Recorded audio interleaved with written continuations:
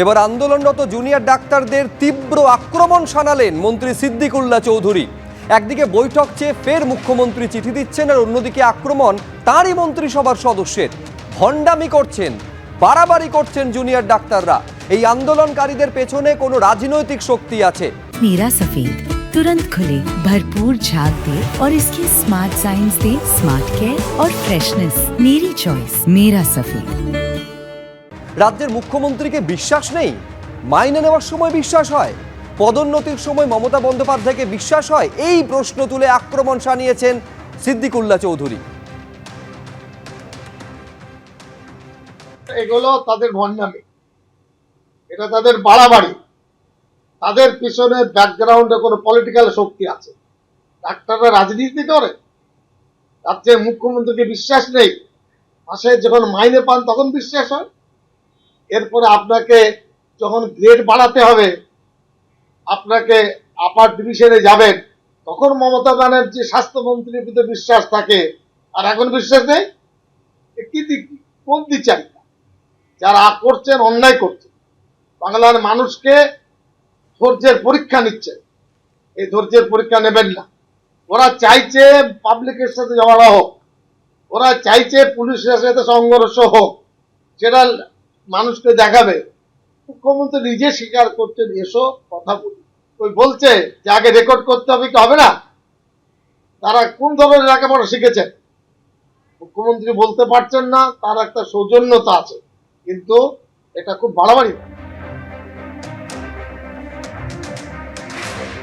আরজিকর মেডিকেলে নিহত তরুণী চিকিৎসকের ধর্ষণ খুনের ঘটনার প্রতিবাদে উত্তাল রাজ্য। স্বাস্থ্য ভবনের সামনে টানা 7 দিন আন্দোলন চালিয়ে যাচ্ছেন জুনিয়র চিকিৎসকরা। তাদের পাশে দাঁড়িয়েছেন অসংখ্য সাধারণ মানুষ এবং সুবিচারের দাবিতে রাত দখল চলছে, ভোর দখল চলছে। আর এরই মধ্যে তৃণমূলের তরফ থেকে আন্দোলনকারীদের ফের কটাক্ষ ছুঁড়ে দেওয়া হলো। ভাইরাল হয়েছে তৃণমূল বিধায়ক তাপস চট্টোপাধ্যায়ের একটি মন্তব্য।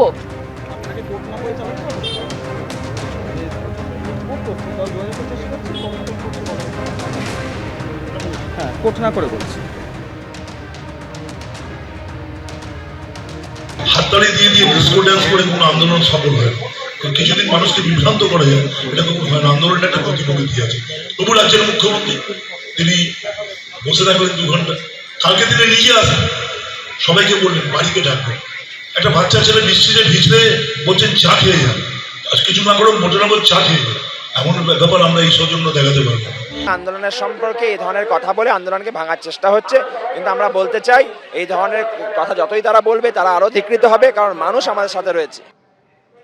এই মুহূর্তে আমরা টেলিফোনে যোগাযোগ করে নিয়েছি বিজেপি নেতা সজল ঘোষের সঙ্গে। সজলবাবু, এর আগেও আমরা দেখেছি হুমকি হুঁশিয়ারি দেওয়া হয়েছে আন্দোলনকারীদের তৃণমূলের তরফ থেকে। উদয়ন গুহ, লাভলি মৈত্র, পরেশরাম দাস, অরূপ চক্রবর্তী, আর এবার তাপস চট্টোপাধ্যায়, তিনি ডিস্কো ডান্সার কটাক্ষ করলেন আন্দোলনকারীদের। কি বলবেন? দেখুন, আসলে ওদের মধ্যে কুবাক্যের প্রতিযোগিতা চলছে, তবেই যদি মমতা ব্যানার্জি সে তত কাছের লোক হবে। ডিস্কো ডান্সের কথা বলেছেন, ডিস্কো ডান্স করছেন হচ্ছে এখন টালা থানার ওসি সিজিও কমপ্লেক্সের ভেতরে, ওখানে উনি ডিস্কো ডান্স করছেন। আর ডিস্কো ডান্সের জন্য আরো অনেকজন ডিসি সিপি তারা রেডি হচ্ছেন, তারা কোমর বাঁধছেন, কোমর তোলাচ্ছেন, গিয়ে ভেতরে গিয়ে ডিস্কো ডান্স করতে হবে। কয়েকদিনের মধ্যেই আমরা যা খবর পাচ্ছি যে তাদেরকেও ডাক আসবে, তাদেরও প্রেমপত্র আসবে, তাদেরও যেতে হবে। এইসব অসভ্য নোংরা লোক, এরা কোনোদিন সিপিএম করেছে, আজকে সময়ের তালে ধান্দা নিয়ে টাকাগুলো বাঁচানোর জন্য, টাকা রোজগারের জন্য তারা আবার তৃণমূলে জয়েন করেছে। তাকে এরা ডাক্তারি কি বুঝবে? যিনি বললেন ডাক্তারদের ডিস্কো ডান্সের কথা, তাকে যদি জিজ্ঞাসা করেন জয়েন্ট এন্ট্রান্স পরীক্ষাটা কেমন করে দিতে হয়, কি কোয়ালিফিকেশন থাকলে দিতে হয়, বলতে পারবেন তিনি বলতে পারবেন না।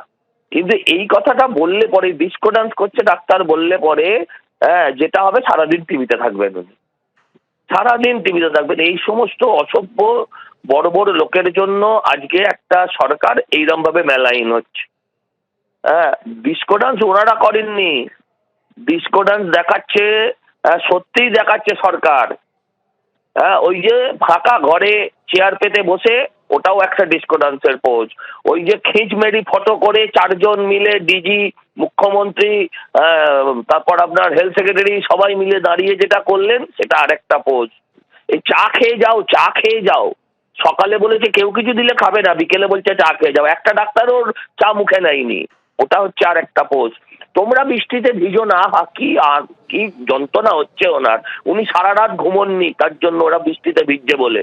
কিন্তু সেই ডাক্তাররা যখন বসতে চাইলো উনি বললেন আর বসবো না, এটা হচ্ছে আর একটা পোস্ট।